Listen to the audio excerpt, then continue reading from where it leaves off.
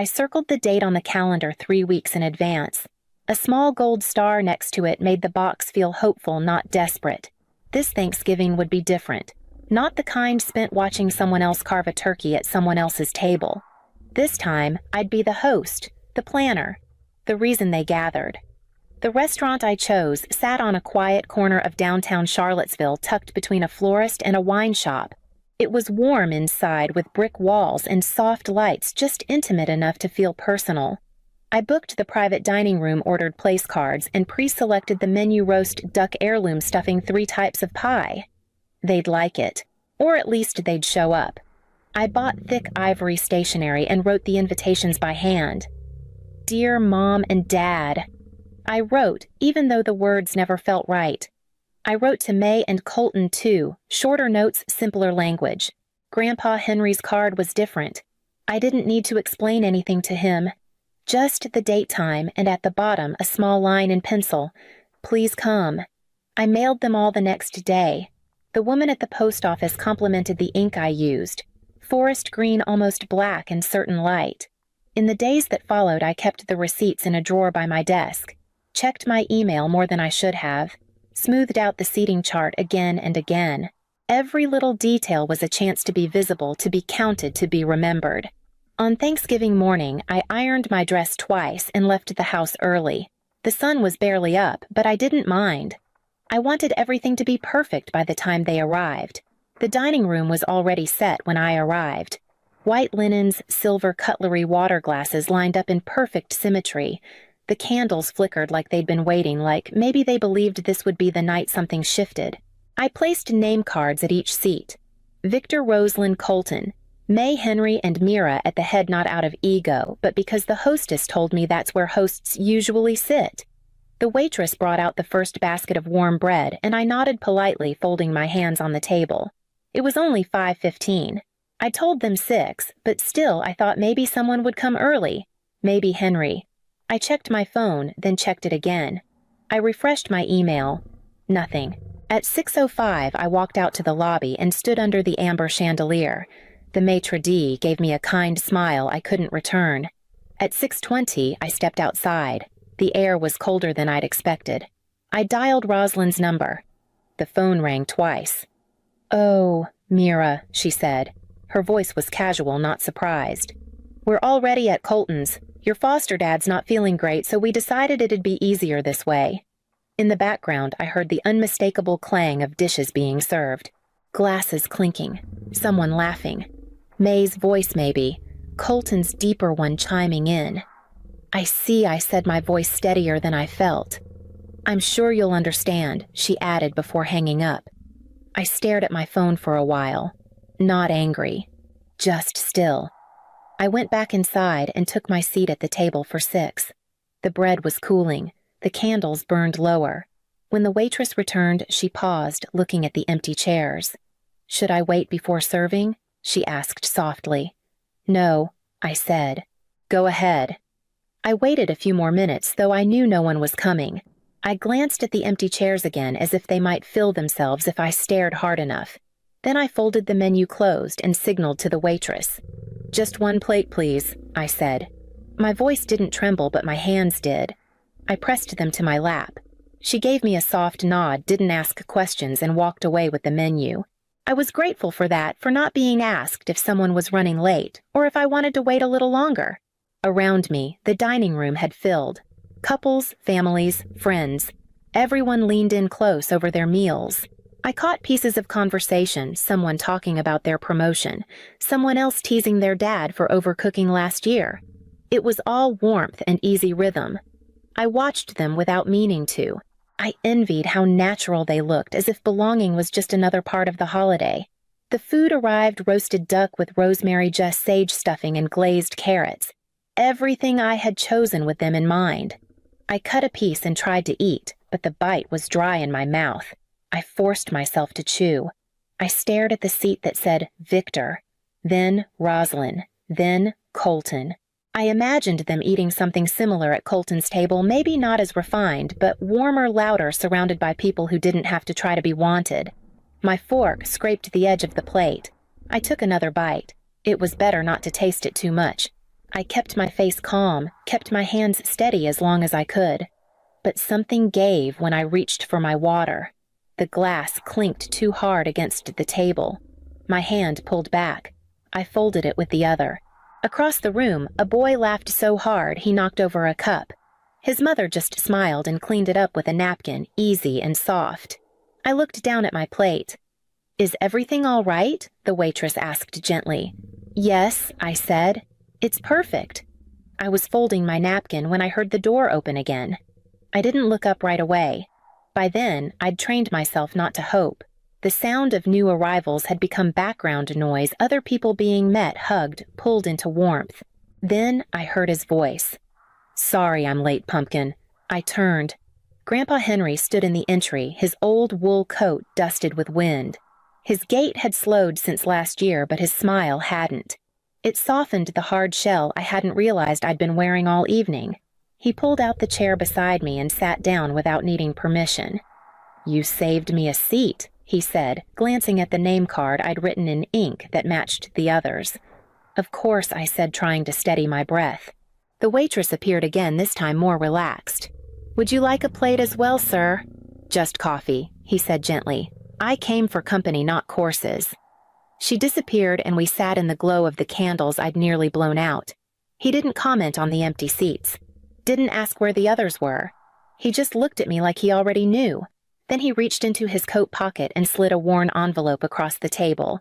"I was going to wait," he said, "but maybe waiting's done more harm than good."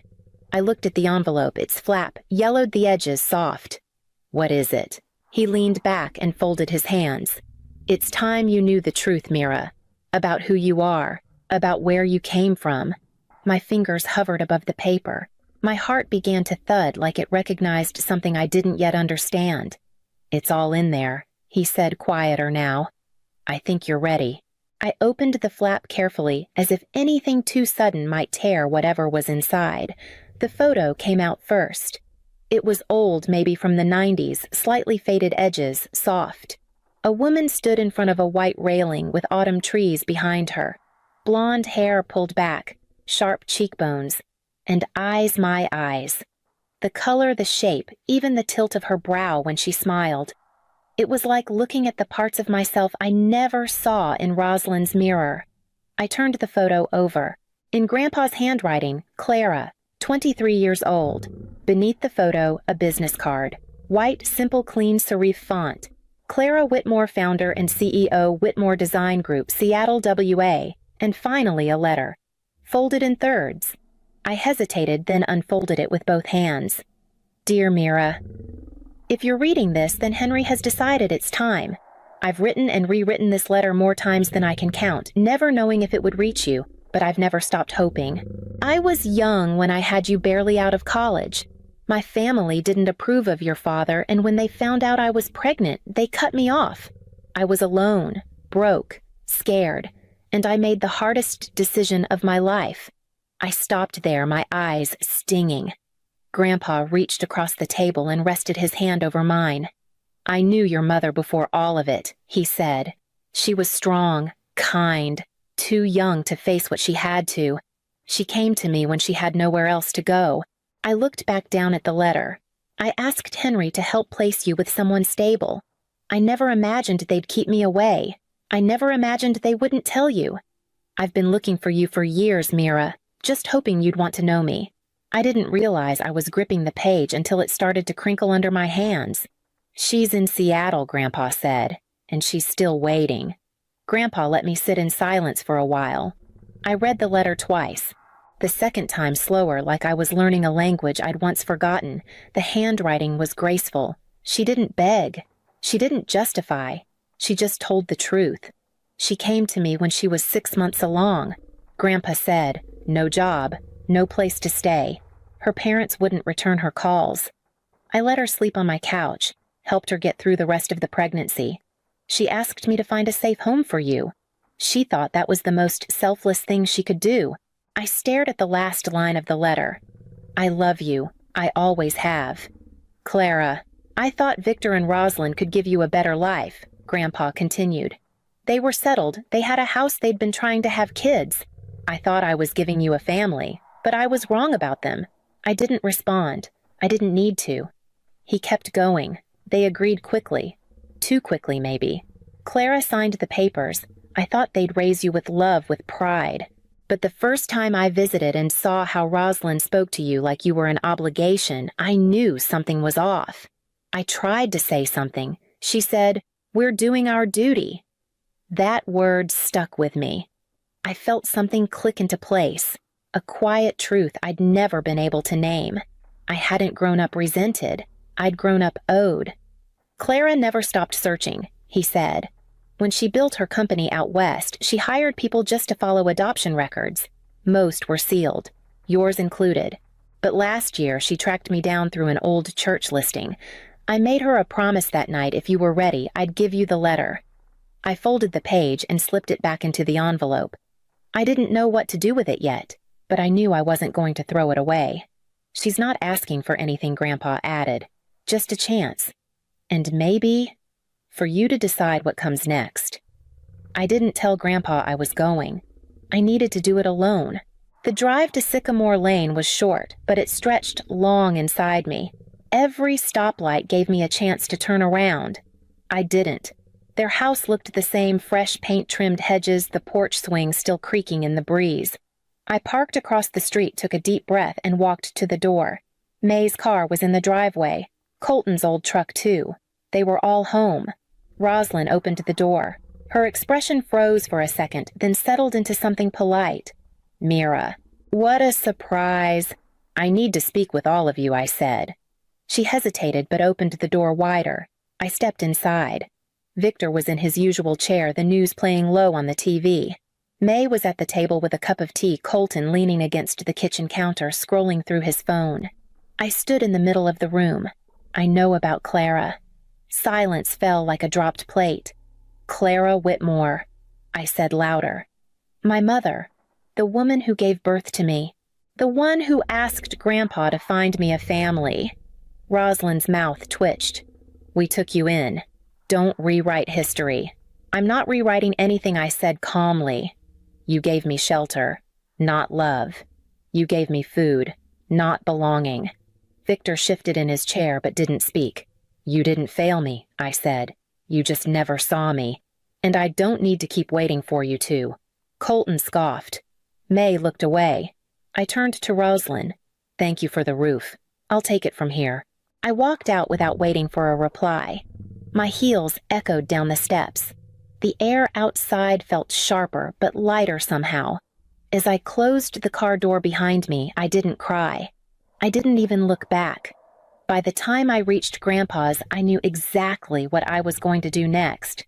The plane touched down in Seattle just after noon. The city stretched gray and misted beneath the clouds, its skyline unfamiliar, but not unfriendly. Grandpa had offered to come with me, but I told him I needed this first meeting to be mine. I arrived early at the cafe near Pike Place, the one Clara had suggested. Small, tucked into a corner with old brick walls and warm lighting. I chose a table by the window. The cup of chamomile tea in front of me had gone cold twice by the time the door opened again. She stepped in slowly, scanning the room. Her hair was tied back her coat neat and long, but what struck me first immediately were her eyes. Mine. Or maybe mine were hers. When our eyes met, she paused. Her lips parted as if words had rushed forward but collided in her throat. I stood. She walked toward me measured and cautious, as if afraid I might disappear if she moved too quickly. When she reached me, she stopped and whispered, "Can you forgive me for letting you grow up feeling unloved?" I didn't answer right away.